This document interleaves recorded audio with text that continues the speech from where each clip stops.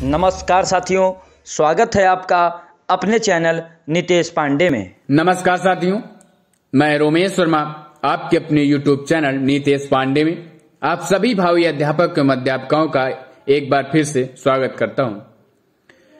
आज आपकी शिक्षण अधिगम के सिद्धांत की तीसरी क्लास, जिसमें संप्रेषण का अर्थ, संप्रेषण के घटक और कौन कौन सी परिभाषाएं हैं जो एग्जाम के लिए बहुत ही इंपॉर्टेंट है, उन सभी का अच्छी तरीके से डिस्कस कराया गया है। अगर आप वीडियो पर नए हैं तो वीडियो को लाइक करें, शेयर करें, आपके जितने भी सहपाठी हैं, साथी हैं, सभी को जरूर शेयर करें और सब्सक्राइब करना बिल्कुल न भूलें।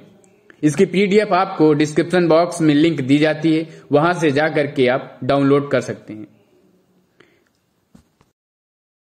चलिए स्टार्ट करते हैं शिक्षण अधिगम के सिद्धांत का नेक्स्ट चैप्टर, संप्रेषण, कम्युनिकेशन।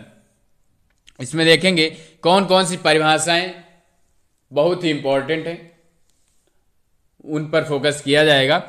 इससे पहले आप जितनी चीजें मैं इंपॉर्टेंट हर एक चैप्टर में बता रहा हूं, उन्हें आप नोट जरूर कर लीजिए, जिससे एग्जाम के टाइम आप रिवीजन कर सकें। क्योंकि एग्जाम के टाइम क्या होता है कि आपकी पीडीएफ ओपन नहीं होगी, आपकी कॉपी ही आपके काम आएगी, इसलिए नोट्स अपने आप जरूर तैयार करिए। हम ये नहीं कहते हैं कि आप पूरा कंप्लीटली आप उतारिए, इसको पूरा कॉपी करिए, पूरा करने की जरूरत नहीं। मैं जितना बता रहा हूं उतना आप नोट करिए और उसको याद करिए। संप्रेषण क्या होता है? संप्रेषण शब्द सम और प्रेषण दो शब्दों से मिलकर बना होता है। सम का अर्थ है भली प्रकार और प्रेषण का अर्थ है भेजना। तो हम सिंपल सा समझेंगे, संप्रेषण का अर्थ होता है भली प्रकार भेजना, मतलब किसी भी सूचना या किसी भी संदेश को एक दूसरे में आदान प्रदान करना कि उसको भी वह सूचना अच्छी तरीके से समझ में आ जाए। जो आप कहना चाह रहे हैं वो सामने वाला समझ में आए, उसको भी सामने वाले को समझ में आ जाए। तो संप्रेषण का अर्थ हुआ कि संदेशों और सूचनाओं को आदान प्रदान करना एक दूसरे के बीच में, जिससे सामने वाला आपकी जो आप सूचनाएं संदेश से दे रहे हैं वह समझ सके। इसकी डिफिनेशन देखेंगे, संदेश व सूचनाओं को भली प्रकार प्रेषित करना जिससे सामने वाला उस संदेश को यथावत भली प्रकार ग्रहण कर सके।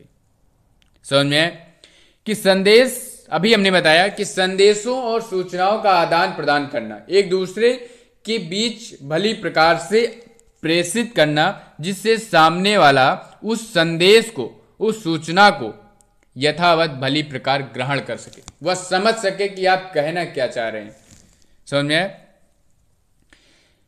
ये रही संप्रेषण की परिभाषा, जो किसी के अकॉर्डिंग नहीं है, सिर्फ समझने के अकॉर्डिंग है। ये आपको सिर्फ अपने माइंड में रखना है कि संप्रेषण होता क्या है, कम्युनिकेशन होता क्या है।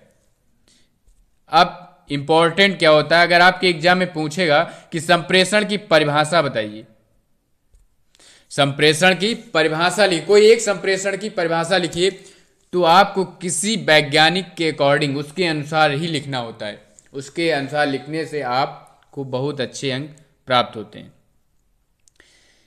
नंबर उस परिभाषा पर भी दिए जाएंगे, बट उतने अच्छे नंबर नहीं। एक नंबर की अगर परिभाषा पूछ रहा है, अगर आपने वैज्ञानिक के अनुसार आपने लिखा पॉल लीगन्स के अनुसार, तब आपको एक नंबर पूरा दिया जाएगा। अगर आपने किसी के अकॉर्डिंग नहीं लिखा है, ऊपर वाली डिफिनेशन जो भी हमने समझाया है वो आपने लिख दिया है, तब एग्जामिनर अगर चाहेगा तो आधा नंबर दे सकता है। तो इसलिए सबसे ज्यादा इंपॉर्टेंट होता है कि आपको वैज्ञानिक के अकॉर्डिंग परिभाषाएं लिखनी होती हैं, जिससे आपके नंबर एक भी कम ना होने पाए। और अगर ये वीडियो आप सभी को पसंद आ रही हो, हर सेशन आपको अगर पसंद आ रहा है, तो वीडियो को लाइक जरूर करिए और अपने जितने भी सहपाठी हैं उनको शेयर जरूर करिए। तो देखेंगे सबसे पहले पॉल लीगन्स के अनुसार इन्होंने क्या बताया कि संचार, अभी हमने बताया संप्रेषण और संचार एक ही चीज है, इसीलिए कंफ्यूजन आपको कतई होना ही नहीं है। संप्रेषण वह क्रिया है जिसके द्वारा दो या अधिक लोग विचारों, तथ्यों, भावनाओं एवं प्रभावों आदि का इस प्रकार विनिमय करते हैं कि संचार प्राप्त करने वाला व्यक्ति संदेश के अर्थ, उद्देश्य तथा उपयोग को भलीभांति समझ लेता है। अभी हमने जस्ट आपको बताया कि संचार क्या होता है। पॉल लीगन्स जी ने बताया है कि संचार जो होता है वह एक या एक से अधिक लोगों के बीच कोई भी संदेश है, कोई भी तथ्य है, कोई भी प्रभाव है, इस प्रकार एक दूसरे के बीच आदान प्रदान होता है, विनिमय, इस प्रकार विनिमय होता है कि संचार जो प्राप्त कर रहा है, जो जिसको आप बता रहे हैं, वह उस भावनाओं, उस प्रभाव, विचारों को समझ सके, उसका अर्थ, उसका उद्देश्य समझ सके कि उसका उपयोग क्या है, भली भांति वह समझ लेता है। उसे क्या कहते हैं? संचार या संप्रेषण। समझ में आया? पॉल लीगन्स के अनुसार। इसे आप नोट डाउन कर लीजिए और इसको आप रिवीजन जरूर करिए, नहीं आप भूल जाएंगे। फिर नेक्स्ट क्या आता है? डॉक्टर आईपी तिवारी के अनुसार, डॉक्टर जी ने क्या बताया कि संप्रेषण जीवन की एक क्रिया है। संप्रेषण जीवन की एक क्रिया है, इसके अभाव में जीवन की कल्पना नहीं की जा सकती। संप्रेषण जीवन के एक साथ शुरू होता है और जीवन के अंत के साथ खत्म हो जाता है। सामाजिक व्यवस्था में संप्रेषण, सामाजिक व्यवस्था में संप्रेषण की भूमिका अत्यंत महत्वपूर्ण होती, या डबल बार लिख गया है, दोबारा से लिख गया है। सामाजिक व्यवस्था में संप्रेषण की भूमिका अत्यंत महत्वपूर्ण होती है। समझ में आया? सामाजिक व्यवस्था, सामाजिक व्यवस्था का मतलब क्या होता है कि जैसे आप किसी को, भाई आप किसी को कोई बात बताएंगे, कोई मैसेज देंगे तो संप्रेषण तो हुआ, कम्युनिकेशन आप करते हैं, या फिर आप मौन धारण करके लाइफ टाइम नहीं गुजार सकते। कम्युनिकेशन होता है आपका, चाहे मम्मी से हो या पापा से हो, भाई से हो या पड़ोसी से हो या रिश्तेदार से हो। कम्युनिकेशन आपकी लाइफ में बहुत ही ज्यादा इंपॉर्टेंट होता है। कम्युनिकेशन के बिना कुछ संभव ही नहीं है। डॉक्टर आईपी तिवारी जी ने यही बताया है सेम, कि संप्रेषण जीवन की एक ऐसी क्रिया है, इसके अभाव में जीवन की कल्पना नहीं की जा सकती। यह जीवन के साथ शुरू होता है और जीवन के अंत के साथ खत्म हो जाता है। कम्युनिकेशन लाइफ टाइम चलता रहता है। सामाजिक व्यवस्था, समाज में इसका सबसे ज्यादा महत्वपूर्ण भूमिका होती। तो समझ में आया? फिर नेक्स्ट वैज्ञानिक ने क्या बताया? न्यूमैन एंड समर के अनुसार, न्यूमैन जी ने और समर जी ने क्या बताया? संचार दो या दो से अधिक व्यक्तियों के तथ्यों, विचारों, सम्मतियों अथवा भावनाओं का परस्पर आदान प्रदान है। बहुत ही सिंपल, ऊपर भी दो बताई गई हैं जो डेफिनेशन, वो भी बहुत ही इजी है। सबका मतलब, सबका मीन्स एक ही है, सिर्फ लैंग्वेज में थोड़ा डिफरेंस है। संचार दो या दो से अधिक, अभी ऊपर बताया कि संचार या संप्रेषण दो या दो से अधिक व्यक्तियों के तथ्यों, कोई मैसेज, कोई विचार, सम्मतियों अथवा भावनाओं का परस्पर आदान प्रदान है। समझ में? फिर हमारे नेक्स्ट वैज्ञानिक महोदय जी ने क्या बताया? थियो हीमैन या हेमैन के अनुसार इन्होंने क्या बताया? संचार एक व्यक्ति से दूसरे व्यक्ति को सूचनाएं एवं समझ हस्तांतरित करने की प्रक्रिया है।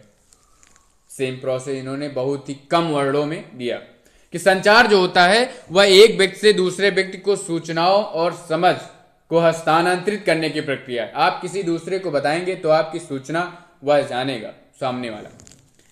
तो सूचनाओं एवं समझ का हस्तांतरित करने की प्रक्रिया है।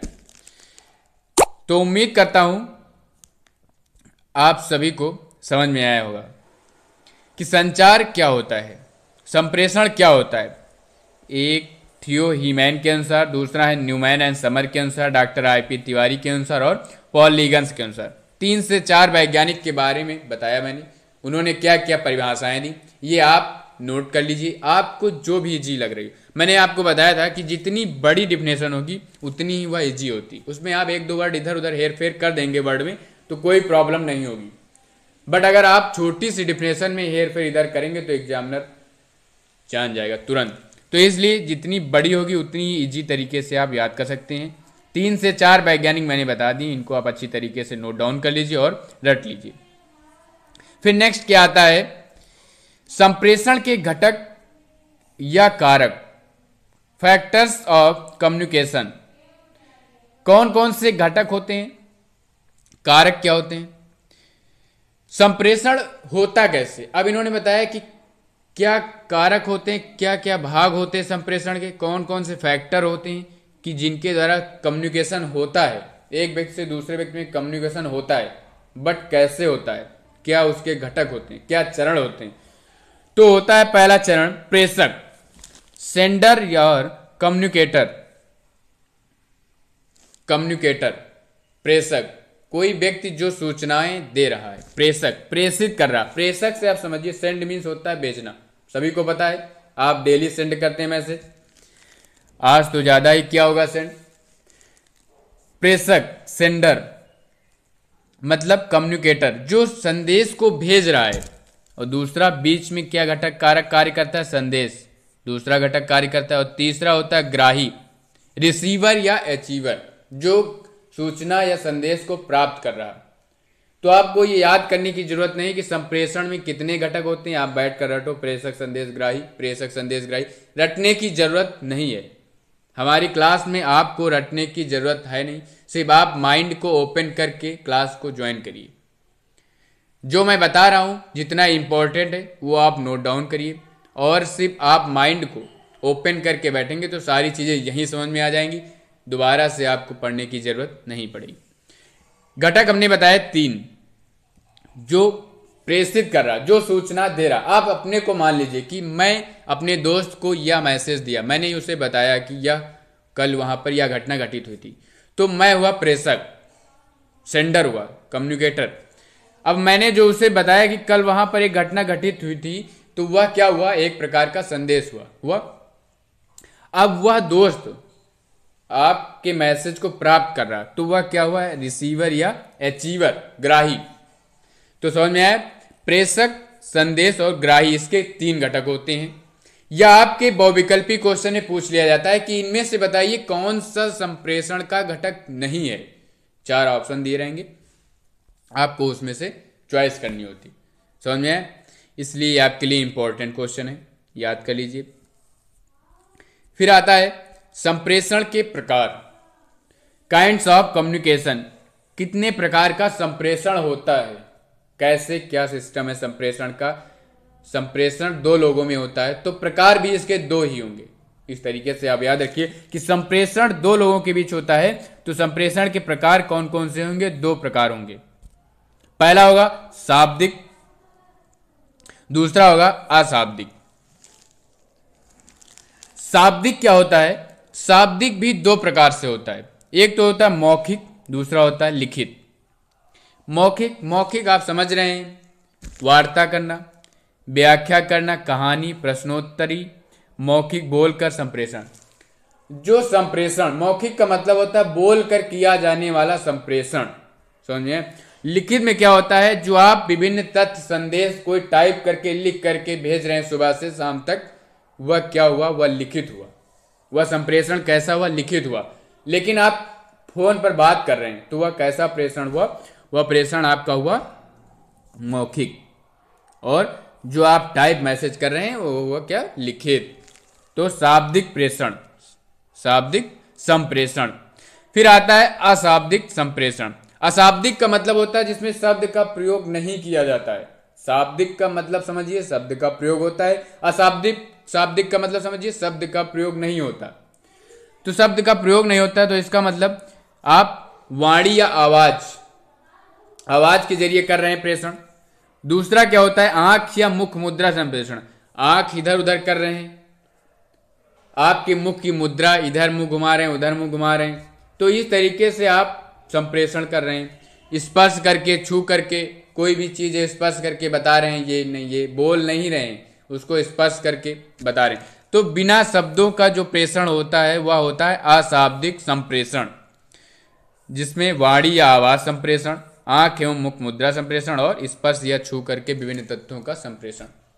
तो आपको इसमें समझना क्या है कि काइंड्स ऑफ कम्युनिकेशन, यह आपके बहुविकल्पी क्वेश्चन में बन जाएगा क्वेश्चन कि संप्रेषण कितने प्रकार का होता है। तो संप्रेषण आपको याद रखना है कि देयर आर 2 टाइप्स ऑफ संप्रेषण, कम्युनिकेशन दो प्रकार का होता है। काइंड्स ऑफ कम्युनिकेशन दो प्रकार का होता है, एक होता है शाब्दिक और अशाब्दिक।